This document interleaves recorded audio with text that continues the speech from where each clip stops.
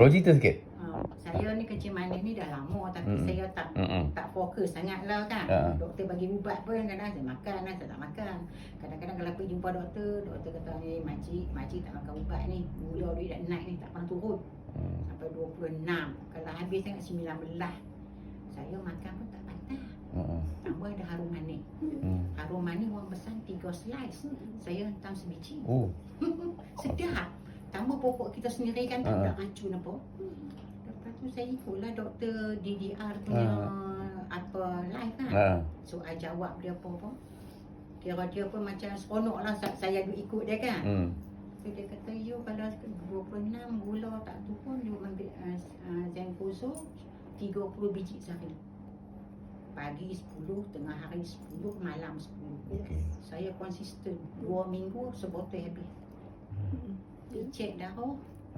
Lepas tu dah saya dah doktor show kata saya ada serangan jantung 2 kali saya tak tahu. Saya ambil Bifil. Lepas tu secara tak langsung dengan Bifil tu bacaan darah tinggi saya back to normal. Berapa tu? Back to normal lah, macam tak gaduh cek banyak kali dah. Lepas tu pergi hospital, doktor pun dia kata makcik kencing manis makcik ni cantik lah dia kata. Lepas tu saya pun buat lawak dengan dia.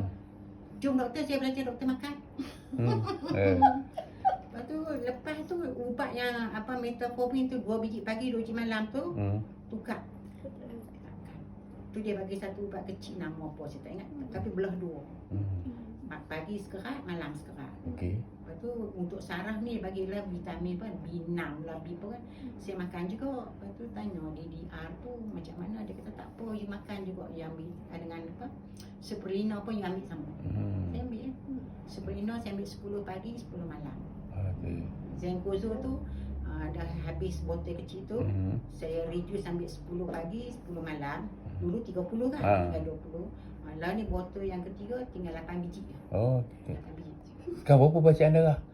Bacaan darah. Kencing manis? Kencing manis tu masa mula-mula tu 7.1. Lepas tu dia tukar ubat. Lepas tu nak jumpa doktor ni 24 bulan 12. 8 bulan 1 baru dia nak kita tahu dia nak bagi result lah. Masa sekarang bacaan lebih kurang berapa? Kalau tak nak cek pun.